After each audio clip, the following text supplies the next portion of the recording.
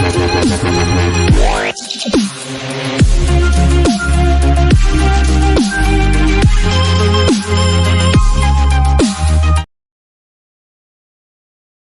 profite pour saluer le travail que la presse privée abat pour la préservation des acquis démocratiques dans notre pays. Parce que vous me posez la question là, qu'est-ce qui m'a marqué? C'est d'abord votre implication, l'implication de la presse privée dans la vie quotidienne dans notre pays. Alors, parlant des... Je profite donc au nom du Bureau confédéral vous souhaiter l'ensemble des acteurs de la presse nos voeux les meilleurs pour cette année 2025. Je vous souhaite plein courage, je vous souhaite beaucoup de santé et d'abnégation dans votre boulot. Sur le plan syndical, vous avez dû constater que Dynamique Unitaire a tenu une seule assemblée générale. C'est vrai que les gens se sont habitués à cette dynamique unitaire tranchante, cette dynamique unitaire qui ne laisse pas passer le moindre détail. Il faudrait également se souvenir que Dynamique Unitaire, ayant pris l'engagement d'observer activement le déroulement de la transition, vous comprenez que nous ne pouvions plus agir comme nous le faisions. L'année 2024, nous l'avons beaucoup plus passé à faire des propositions au gouvernement et aux autorités de la transition. La question est de savoir, est-ce que nous avons toujours été compris? Je dis, la réponse peut être mitigée. Lors de notre seule Assemblée Générale tenue en 2024, au terrain de basket d'Awendje, nous avions invité le président de la transition et le gouvernement du CTRI à ne pas procéder au paiement des rappels, parce que c'est ce qui nous marque, le paiement des rappels des fonctionnaires, en l'état. Parce que la date qui avait d'abord été annoncée était 15 octobre. Nous proposions ce jour aux autorités de prendre la peine de mobiliser les moyens et de payer les rappels à tout le monde.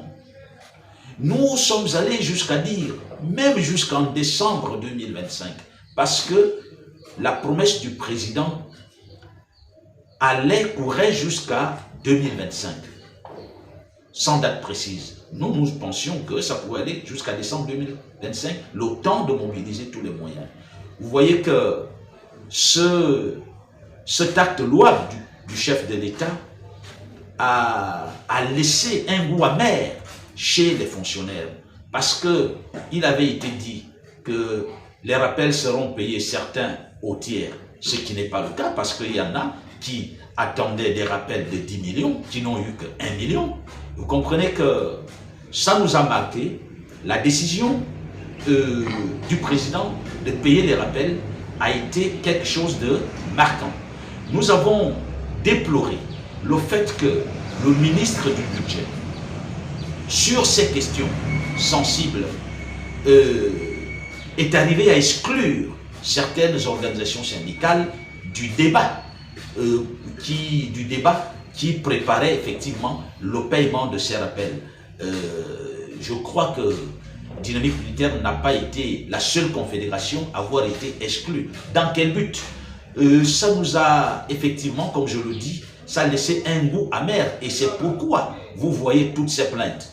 On peut se féliciter que les rappels ont été payés, mais comment ont-ils été payés? La date de paiement de ceux-là qui n'avaient pas été payés n'est toujours pas connue. Vous comprenez que Dynamique Unitaire reste cette force de proposition, pas pour son bien, mais pour le bien des travailleurs et même des autorités. Mais nous avons l'impression que nous ne sommes pas écoutés. Pourquoi? Nous n'avons pas de réponse. Ce qui a également marqué notre activité en 2024, vous savez, nous avons le référendum, par exemple, qui impacte la vie de tous les Gabonais, y compris celle des travailleurs. Dynamique Unitaire a pris une position claire. Dynamique Unitaire avait prôné pour le non et nous avons donné des explications, le non objectif. Donc vous comprenez que ce sont des faits marquants parce que nous ne sommes pas restés en marge de ce débat. D'aucuns ont voulu nous reprocher le fait de nous prononcer sur le référendum parce que nous sommes une confédération syndicale. Ils n'ont rien compris. Ils n'ont rien compris de la vie des institutions, leur importance dans une république. Donc, nous avons pris part activement au référendum en nous prononçant en faveur du non, pour lequel nous avons battu campagne. Vous nous avez vus sur les plateaux de télévision. Donc, je pense que c'est ce qui a retenu l'attention des Gabonais. Le référendum est l'événement le plus marquant de l'année 2024. Il n'y a pas eu de négociation. Il n'y a pas eu de négociation. Nous n'avions pas été appelés quelque part pour une quelconque négociation. Nous attendons simplement, comme nous l'avions dit, là, nous sommes à la fin de la transition. Et nous allons maintenant faire le bilan et comment mener désormais nos activités. Parce que on a longtemps observé et nous savons déjà à quoi nous en tenir. Nous avons également eu à installer des bureaux des syndicats dans le secteur privé. Dynamique Unitaire a passé effectivement un peu de son temps à procéder aux installations des syndicats qui ont été créés dans le secteur privé. Et cela nous réjouit beaucoup parce que nous n'étions pas très présents dans le secteur privé et le privé afflue depuis un moment avec leur affiliation à Dynamique Unitaire. Merci. C'est l'occasion pour moi de saluer à nouveau la détermination du ministère du Travail qui veut absolument organiser les élections professionnelles sous les très hautes instructions du président de la République. Nous saluons cette vision. Vous savez, il y a trop de désordre dans le milieu syndical gabonais. Bon, les syndicats jaunes, ils ne vont pas cesser d'exister. Hein. Et je pense que les élections professionnelles, si elles ont lieu, vont mettre fin à ce phénomène de syndicats jaunes. Parce que c'est quoi le rôle des syndicats jaunes? Il faut comprendre. Un syndicat jaune, c'est un syndicat qui fait la volonté du gouvernement et non celle des travailleurs. Or, depuis des années, c'est ce que nous vivons dans notre pays. Vous êtes mieux placés, vous en tant que journaliste. Vous êtes partout à la fois. Il y a des syndicats qui attendent des mots d'ordre du gouvernement. C'est-à-dire, prenez telle position. Ils deviennent donc des syndicats du gouvernement et non des syndicats des travailleurs. Et nous ne sommes jamais inscrits dans cette logique. Je viens de dénoncer quelque chose parce que nous avions appris qu'il y a une commission qui a été mise en place au ministère du Budget pour réfléchir sur la question, la problématique des rappels. Nous n'avions pas été informés. Comment cette commission a été mise en place? Ça veut dire le ministre du Budget a appelé certains syndicats, voilà ce que vous devez dire aux travailleurs, voilà ce que nous allons faire. Et effectivement, les choses se sont passées comme vous l'avez constaté. Est-ce que c'était la volonté des travailleurs? La réponse est non. Vous avez suivi au cours de l'année 2024 des syndicalistes prôner la trêve sociale. Est-ce qu'ils avaient demandé? Parce que certainement, c'est dans certains bureaux qu'on leur a demandé de parler de la trêve sociale. Bon, pourquoi le président n'en parle plus? Nous avions répondu en disant, on n'a pas besoin de la trêve sociale, qu'elle soit signée, parce que la trêve sociale, depuis la prise de pouvoir par les militaires, est de fait, il n'y a pas de grève, même si il ne manque pas de problème. Et il n'y a pas de grève, ce n'est pas parce que nous avons peur des militaires, loin de là. C'est parce que nous nous disons, ils ont trouvé le pays dans un état, nous leur donnons le temps de réfléchir. Quand on les voit dérailler, on les ramène à l'ordre. Mais après, à la fin de la transition, si nous constatons que le déraillement a été très important, à ce moment-là, on prend des positions que vous connaissez. Donc, par rapport aux élections professionnelles, Dynamique Unitaire encourage fortement le gouvernement à tenir cette promesse. Parce que, mais je vous dis, il y a pas mal de contingences, parce qu'au moment où nous vous parlons, le ministère du Travail déroule son agenda. Un comité, une commission technique a déjà été mise en place depuis un peu plus d'un mois, qui travaille. Et des informations qui nous reviennent, c'est que il y aurait certains, je ne sais qui voudraient bloquer les travaux de la commission, parce que sur les perdièmes, le montant des perdièmes, je ne sais pas si c'est vrai, c'est une information que nous avons reçue, que certains membres de la commission exigeraient des commissions importantes.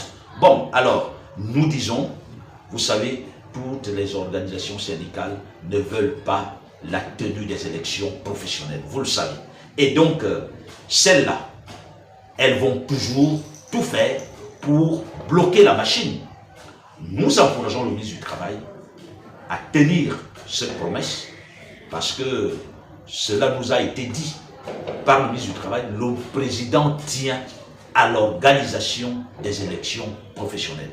Et les travailleurs attendent pour qu'il désigne quelle est la confédération syndicale qui doit défendre leurs droits. Donc, les travailleurs attendent. Nous avons juste déploré que le président n'ait pas effleuré ce pan dans son discours à la nation. Décrypter le discours du chef de l'État du 31 décembre 2024, on retient quoi? Nous retenons que les vœux que le président a adressés au peuple gabonais, ce sont des vœux de santé, ce sont des vœux de prospérité, ce sont les vœux de paix. Et puisque ce sont ces trois mots qui ont été choisis par le président pour nous adresser les vœux. La paix, la prospérité et la santé. Alors, je vais donc faire ce petit décryptage et donner mon avis par rapport au discours et par rapport à ces vœux. Oui, les Gabonais ont besoin de la santé. Mais on va regarder qu'est-ce que le président a dit sur cette santé. Qu'est-ce que le gouvernement et le CTRI ont déjà fait pour la santé? Et qu'est-ce qu'ils comptent faire? Quelles sont les perspectives dans ce domaine? Alors, nous allons regarder ce que le président a dit par rapport à la santé. En 2024, c'est quoi? Qu'est-ce que nous observons de la santé? Qu'est-ce que nous observons sur le plan sanitaire? Est-ce que nous pouvons dire que les Gabonais se soignent déjà correctement? La réponse est non. Le président a parlé de la modernisation des hôpitaux. C'est bien. Mais est-ce que l'accueil suit? Est-ce que la prise en charge suit? Est-ce que chacun peut répondre à cette question selon sa perception? J'ai regardé il y a quelques mois un syndicaliste de la santé qui dénonçait ce qui se passait au CHU de Libreville, avec les eaux usées qui sortent de la mort et qui sont déversées dans la mer. Mais depuis lors, nous ne voyons rien de ce côté. Qu'est-ce que le gouvernement répond à cette dénonciation? Nous avons des faits comme ça. La paix, je dis la paix, bon, c'est normal, hein, vous savez, la paix c'est le bien précieux que Dieu a donné à notre pays. Le Gabon est un pays de paix, depuis toujours. Et c'est pas mauvais de revenir à chaque fois sur ce vœu. La prospérité, oui, nous aspirons tous à la prospérité. Qu'est-ce que le gouvernement fait pour qu'on arrive effectivement à la prospérité? Le président dit 163 000 emplois seront créés. Oui, si les emplois sont créés, on va, effectivement, on est tourné vers la prospérité.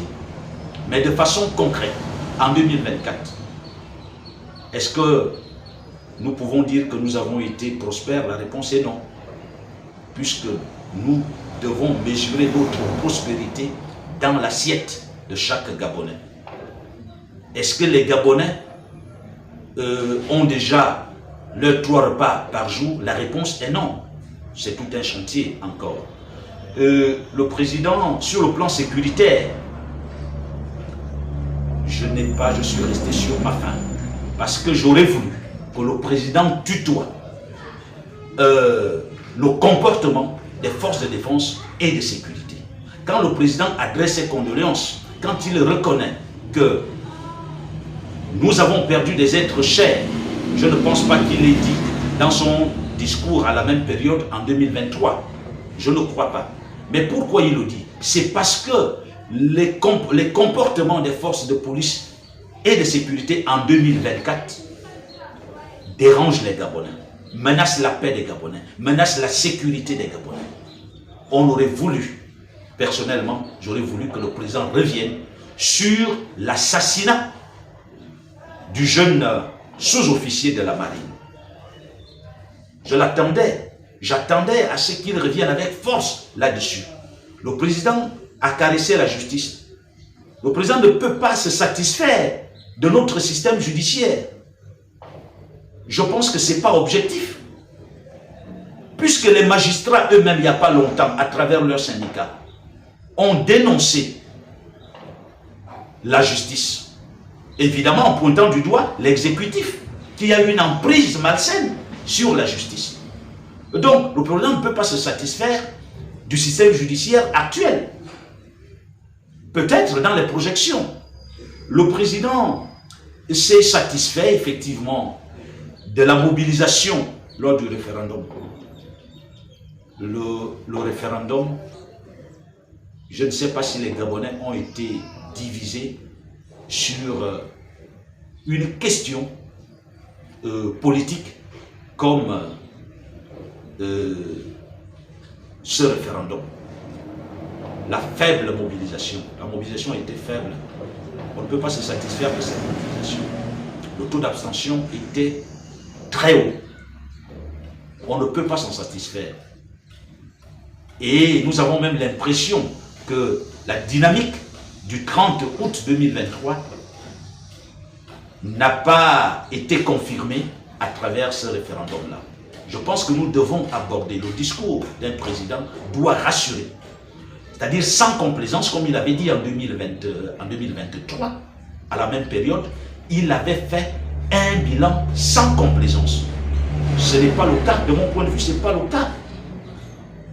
À ce 31 décembre 2024, je dirais même qu'il y a eu beaucoup de complaisance. Donc, nous sommes restés, moi je suis resté sur ma faim, sur certaines questions. J'évoquais tout à l'heure, beaucoup de choses ont été faites, hein.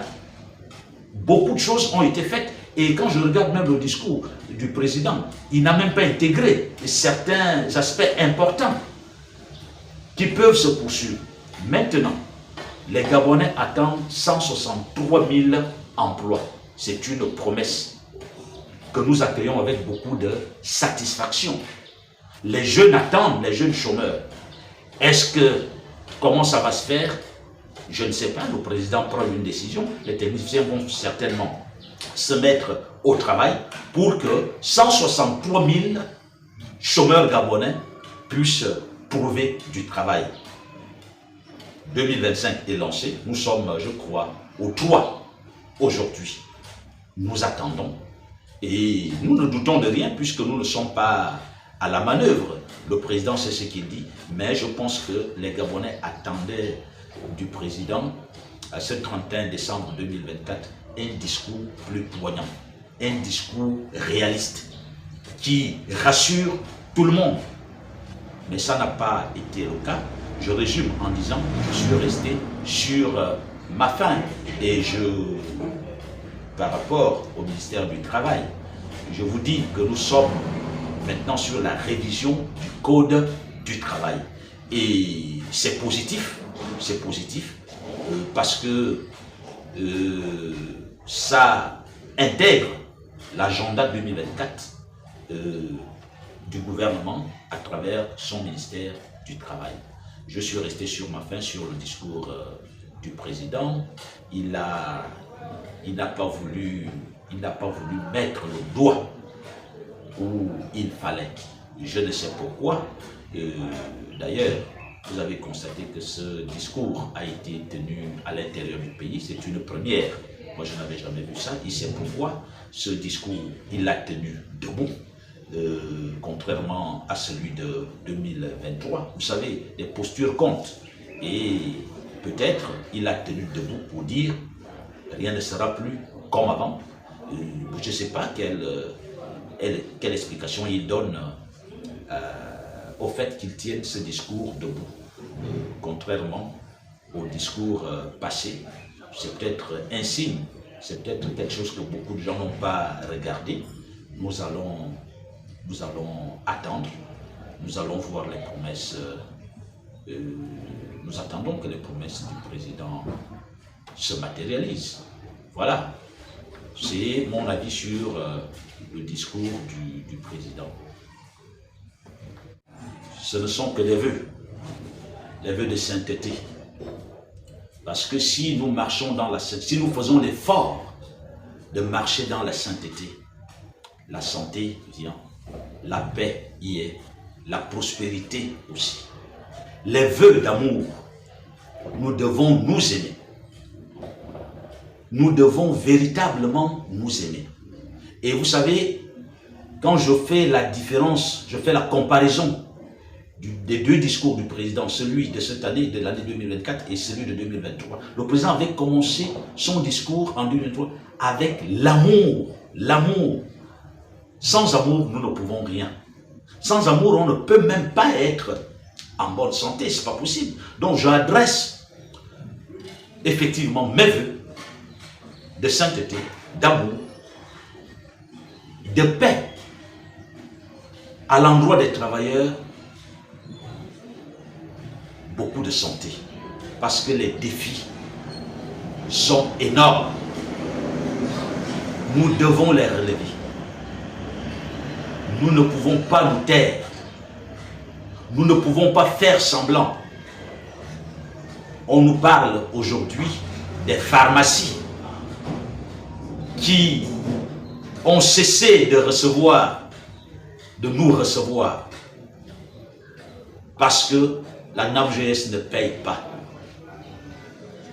Mais tous les mois, nous cotisons. C'est une blague de mauvais goût. Je vous souhaite santé. Je vous souhaite beaucoup d'amour. Je souhaite aux autorités la justice, la santé aussi, et beaucoup plus d'objectivité. À vous les journalistes, courage, santé à vous, parce que vous êtes un segment important de la vie de notre nation. Soyez courageux, beaucoup d'abnégation, parce que la paix, ça je vous le dis, la paix c'est le bien précieux que Dieu à donner au Gabon. Nous n'avons même pas d'effort à faire pour vivre en paix au Gabon. Merci.